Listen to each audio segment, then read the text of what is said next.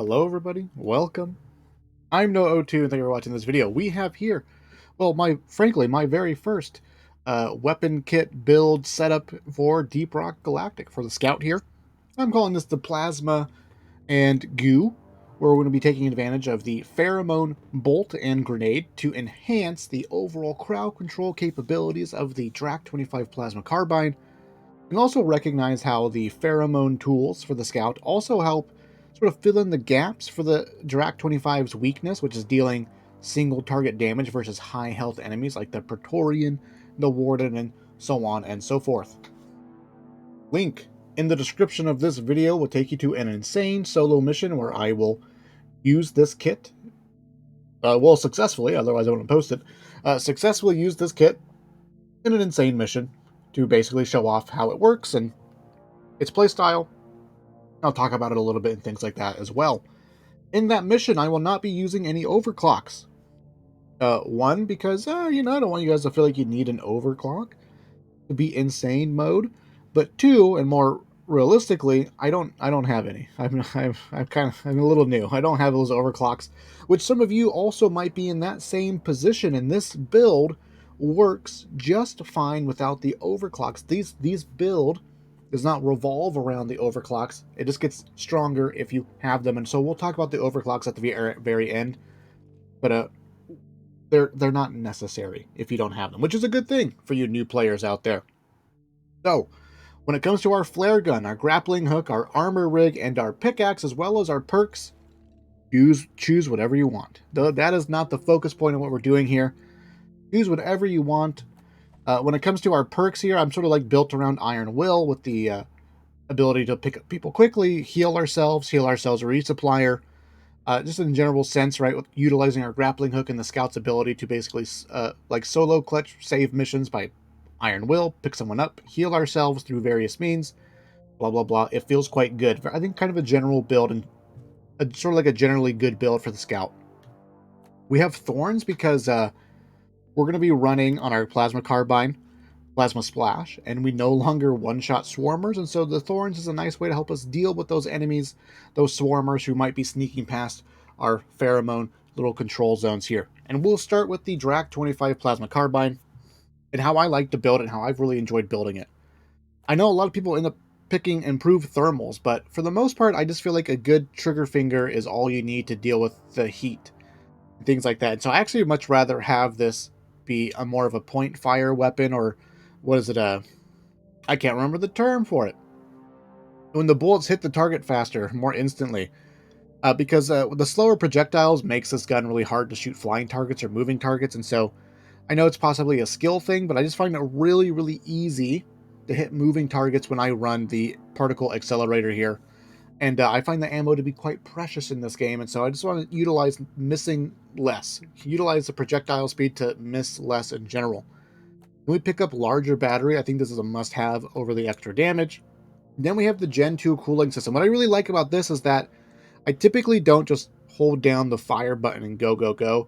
I'm typically burst firing this weapon because of the slower projectile speed. I don't want to overshoot too much. And for the most part, it already shoots so stinking fast. It's just like burst firing is really all you need in general. But what's nice about this is that it reduces the time between shooting and cooling down by 30% or something like that. So basically, when you're burst firing or shooting at the style that I do, you do end up sort of inking out a little bit of heat reduction between bursts, depending on how fast you're shooting it and things like that.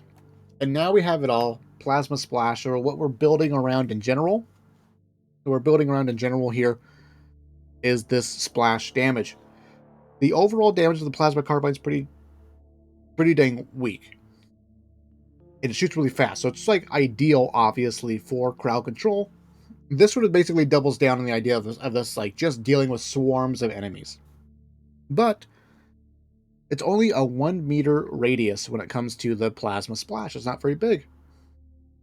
Not very big at all, which is where the pheromone tools will come into play.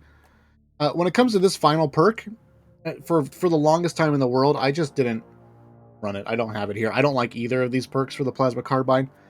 Neither of them are particularly pertinent to what we're trying to do here with the Plasma Carbine either, so if you haven't unlocked these yet or can't afford them or haven't reached that level yet, don't worry about it. You can actually run this build without these perks. It really doesn't matter at all.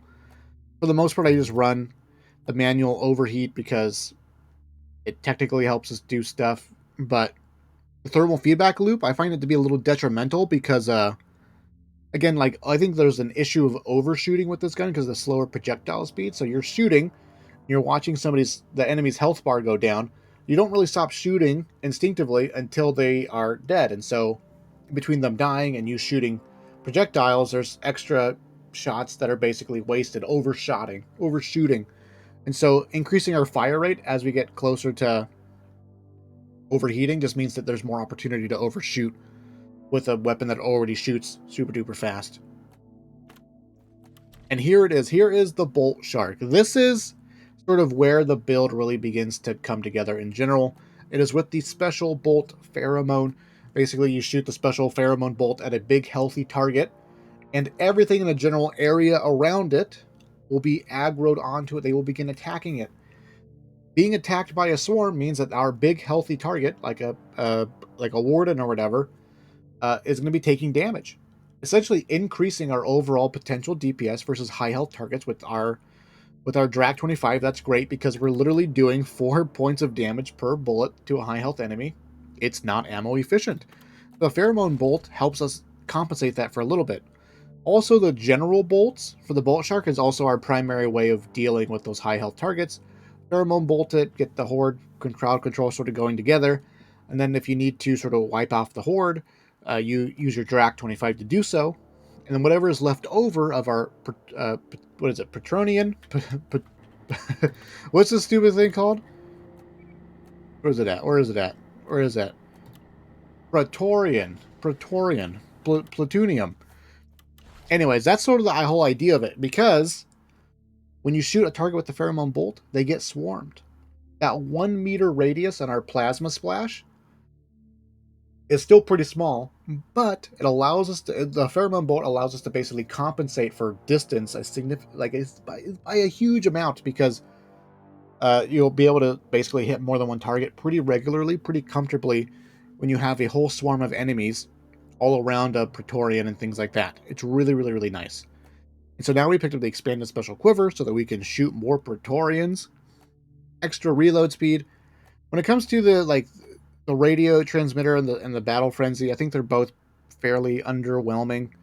For the most part, if you get better at the game, you use this less. But also for some of the overclocks, you can't use the transmitter module, so that's kind of like the battle frenzy. It's kind of nice, but it's not really necessary. And then we pick up potential or potent special bolts, increasing the duration. Remember, if we want to sort of utilize the pheromone bolt as a means of extra DPS versus high health targets, we don't want to just burn the horde away instantly. We want to let it build up. We want to let as many targets as possible hitting our pheromone target overall. So the extra duration just means a little bit of extra damage and more crowd control in general.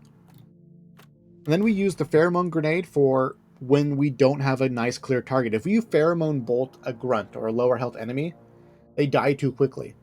And so in the circumstances or the instances where we don't have a Praetorian or a warrior or a warden or whatever, a high health target for our pheromone bolt, the pheromone canister is our backup, where we can throw it at a nice big chunk of enemies, just the swarm basically, and get the same effect.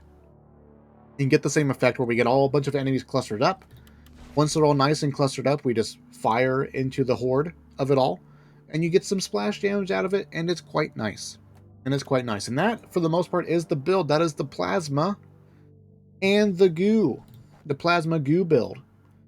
Now, when it comes to the overclocks, here for the Drac rifle, I think the clear and obvious choice is going to be impact deflection. Now, I want to be honest with you guys. Just a little honest with you guys. I don't have these overclocks, so I haven't personally tested them out.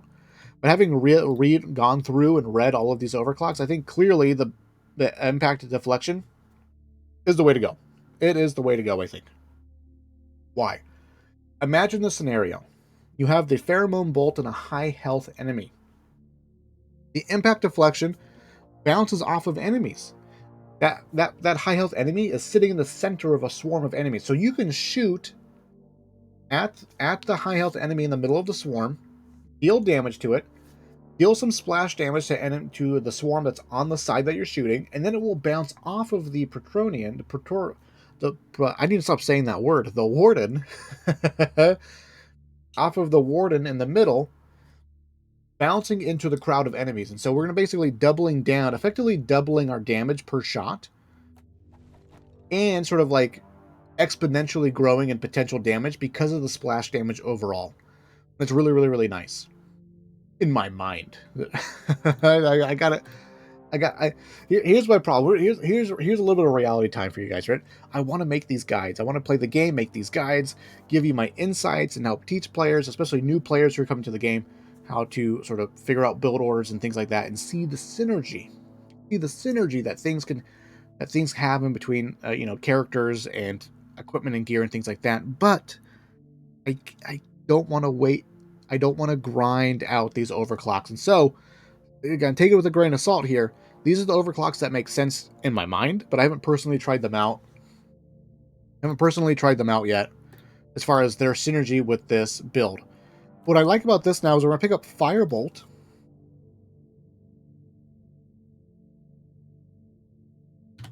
Excuse me.